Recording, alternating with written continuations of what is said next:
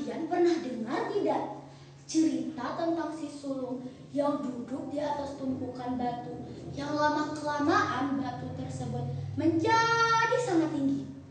Penasaran kan? Yuk simak ceritaku hari ini.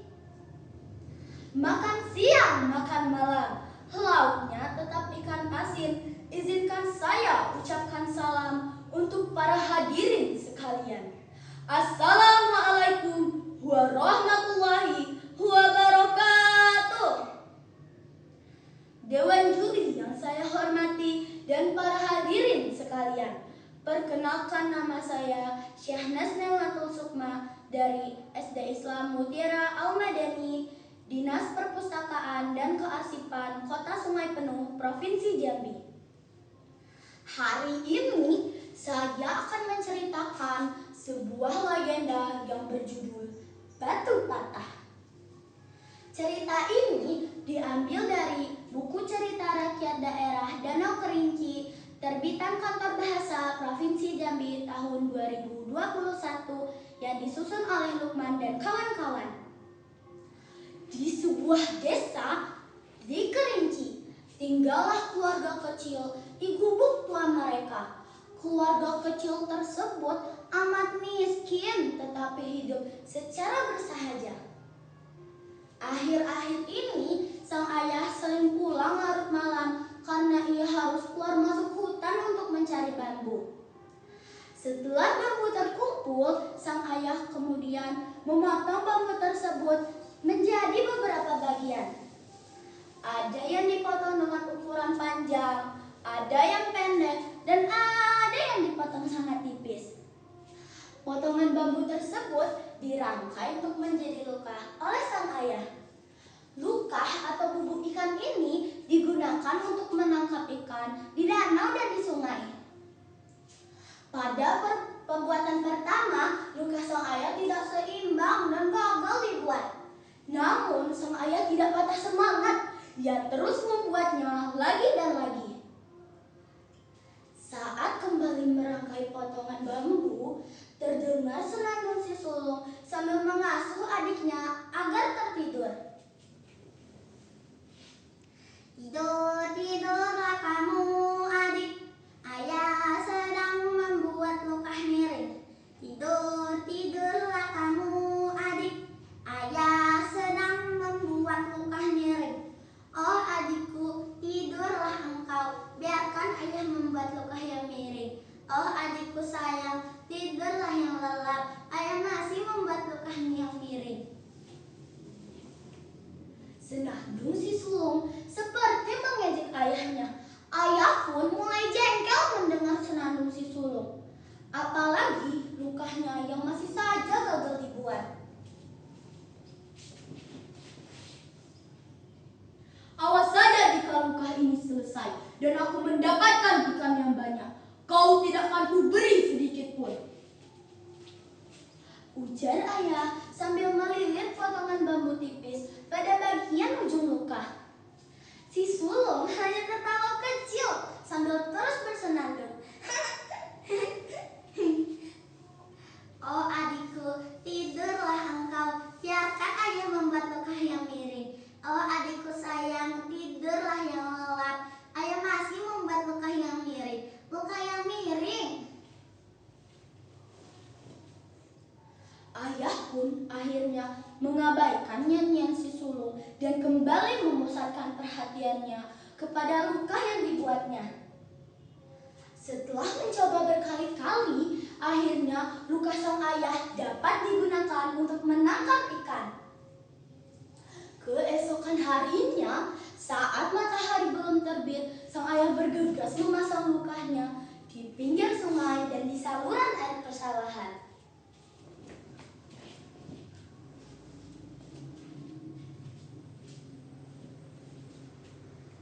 Setelah memasang lukah, sang ayah akan kembali lagi pada sore harinya. Betapa terkejutnya sang ayah saat melihat lukah yang dipasangnya tadi pagi terisi oleh banyak ikan. Wah, banyak sekali ikannya. Ia dan istrinya pun saling membantu untuk membersihkan ikan tersebut dan menyiapkan makan malam.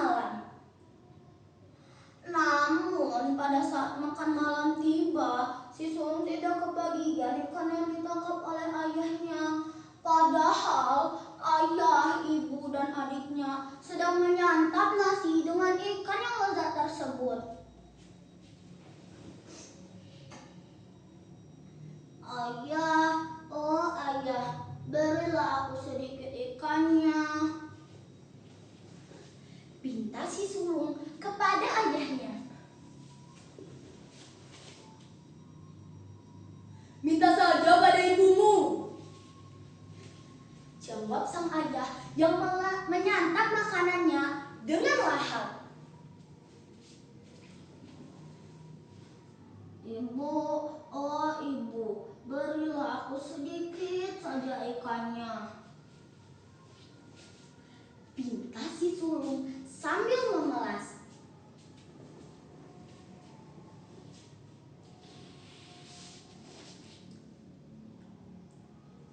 Minta saja pada ayahmu, jawab sang ibu yang tak kalah lahapnya menyantap ikan tangkapan sore tadi. Ayah, oh ayah, berilah aku sedikit saja ikannya. Si sulung kembali memohon kepada ayahnya. minta saja pada ibumu, jawab sang ayah.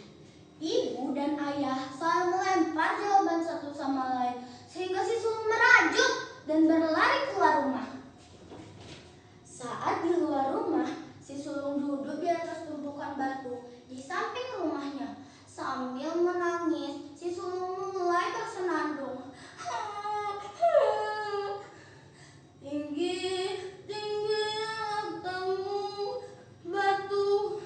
Tinggi, tinggilah kamu, batu. Tinggi, tinggilah kamu, batu.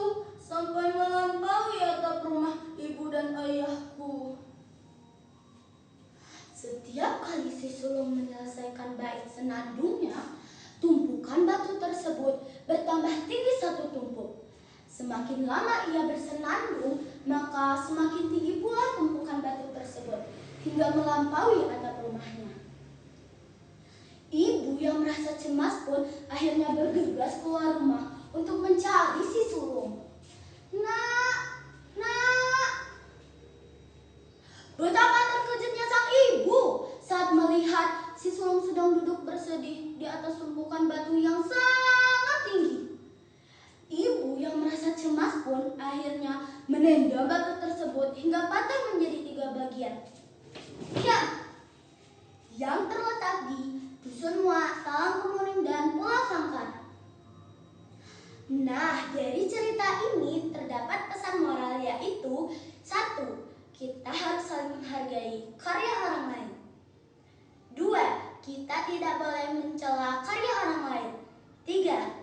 Kita tidak boleh dendam kepada orang yang tidak berbuat baik kepada kita. Bunga mekar di perbukitan, sawah luas di pedesaan. Terima kasih untuk perhatian. Mohon maaf untuk kesalahan.